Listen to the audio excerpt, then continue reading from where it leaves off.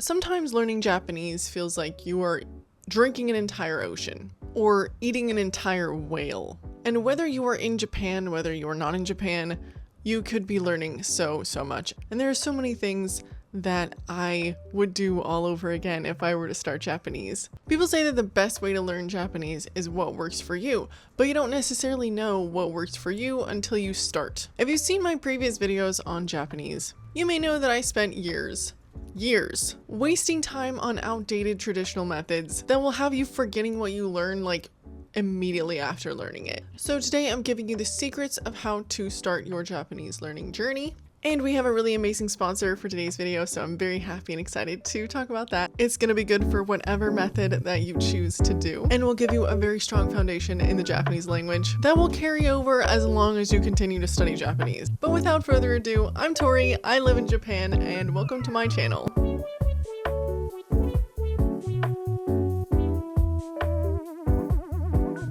The first step to learning Japanese is vocabulary. First, you need to learn the Japanese alphabet, that is katakana and hiragana. Learn how to say basic phrases in Japanese, listen to Japanese music, hear what Japanese sounds like, and try to emulate it. You have to warm yourself up and really familiarize yourself with the Japanese language. And this is what you should be doing for the first 3 days or the first week of learning Japanese. Just hit the basics. Now, if by week 1 you still cannot write out a full chart of hiragana by memory or katakana by memory, it's okay. You're gonna get a lot of practice, and it takes a long time to really get it down. And I remember how frustrating it was, like how slow things were in the beginning, but don't worry, the more you practice, the more it will get better. So after learning hiragana, katakana, basic stuff, you need to focus on vocabulary. This is really important for every language. This is the most important place to start.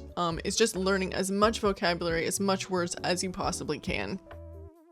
So I just wanted to mention for some context that Arabic was my first language, and I basically don't remember any of it from my childhood. However, I did learn Italian when I went to Italy and lived there for about 9 months. I had not learned any Italian previously. I'd taken French in high school.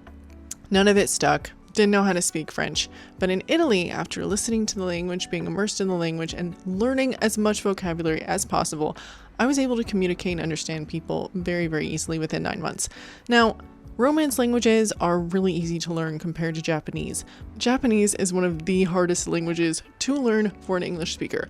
So if things are going really slowly with Japanese in the beginning, don't beat yourself up. It happens to us all, and you just gotta keep trying and keep at it, and I promise, as long as you just take small little bites, you will see results. Ganbatte kudasai. And the question then becomes, what vocabulary should you learn? And there are 2 methods that will carry you into Japanese language fluency. So the most popular way is method A, which is good for if you are goal-orientated. You're the kind of person where you want to see results immediately. You can track your progress. And for this, I recommend JLPT study material. The JLPT is a standardized test that goes from N5, which is the lowest, to N1. And what's really good about this method is that you are never going to be lost in what to learn next. Because once you finish learning everything for N5, you go on to N4, and there are so many study materials to help you learn. This test is recognized all over Japan, and it will get you into universities. You can put it on resumes, and a lot of Japanese companies require you to have a certain level of JLPT test scores. So it is extremely useful. The cons to this method is that the things that you first start learning when you start with N5 may not be the most common things that Japanese people use, or things that you'll use on the daily when you're in Japan. It's not necessarily something that you'll see in anime. Also, with this method, you won't really be learning any casual Japanese, especially in the beginning. So if you're the kind of person that wants to learn Japanese for watching anime, then there's method B. But before we get there, I am so pleased and so excited to share with you MochiKanji Learn Japanese. I've been studying Japanese for years now, and I've literally never seen an app that's so cute, so intuitive, and so helpful for learning kanji. One of the biggest mistakes that I made when starting Japanese was that I just didn't bother with kanji. And when learning Japanese, I just thought it was never gonna stick. I was never gonna be able to remember it. But with MochiKanji's learning system, you don't have to worry about not remembering, because the app will remind you when it's time to review until the kanji is locked in your brain. They call it the golden hour. This feature is based on the speed repetition technique,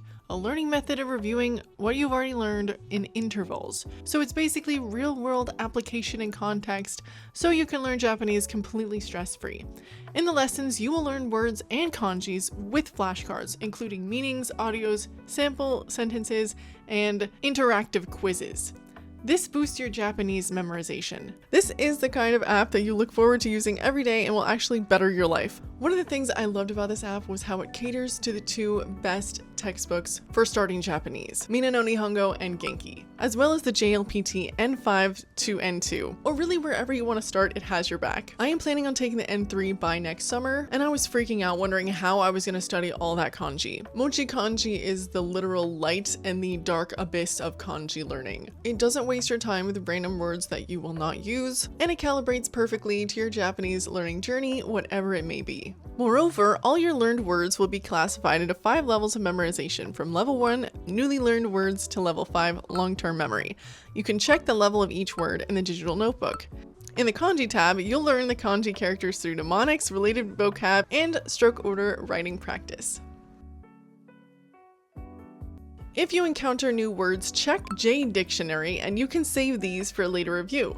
Also, practicing some daily conversations in this app is a good choice to improve your Japanese reflexes. It's also fun. I know that I'm gushing, but I am so serious about this app. So please go into my description, click the link, and start today. Or on your phone or tablet, download the app in the App Store, Google Play Store, or sign up on the MochiKanji website. I wish I had started this sooner. So the second method, method B, is for the immerser, somebody who is committed to just listening to only Japanese, watching only Japanese. You love Japanese song, you love Japanese manga, you love watching Japanese anime, J-dramas, translations. This next method has really speedy results, but it requires god levels of immersion and constant concentration. For this method, you're gonna want to start learning the most common Japanese words and phrases, especially things like question and responses. For example, what are the things that people will most likely say to you when you go to Japan? お出身はいつですか? お仕事は何ですか? Yaba. This method allows you to pick up things you hear from your source materials very easily. But the cons with learning this method is that usually when people do, they tend to sound really rude when they are in Japan and accidentally end up speaking very rudely. Thankfully though, with whichever method that you initially start with, it will help if you ever want to switch over. Now, step 3, the final step in beginning your Japanese journey. This is if you have committed to learning, you've got a bunch of vocab in your back pocket, you're gonna want to start learning basic sentences, and for that you need grammar. And that's where the Genki series and the Mina no Nihongo series begins. You will hear many people talking about which one is better. People especially talk about the Genki series because it's pretty easy to start with. But if you want to start taking the JLPT for real fast results, there are many other methods and books to help you start with the N5 level.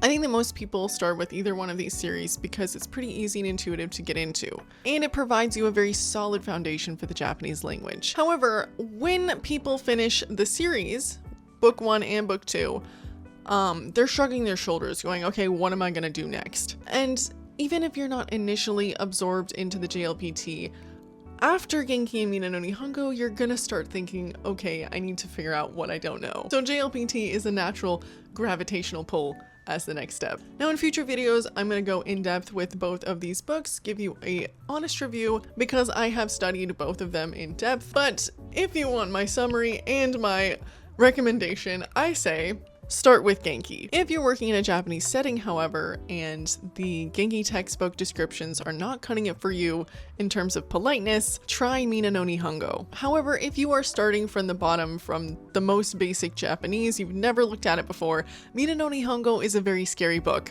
But I find the immersion has really calibrated my brain in a way Genki cannot. So as of now, Mina no Nihongo is what I'm using, but I should preface that by saying that personally, I use Genki and Mina no Nihongo for self-practice, and when I was in university studying Japanese, I used maybe the worst book in all language history, The Red Book of Doom.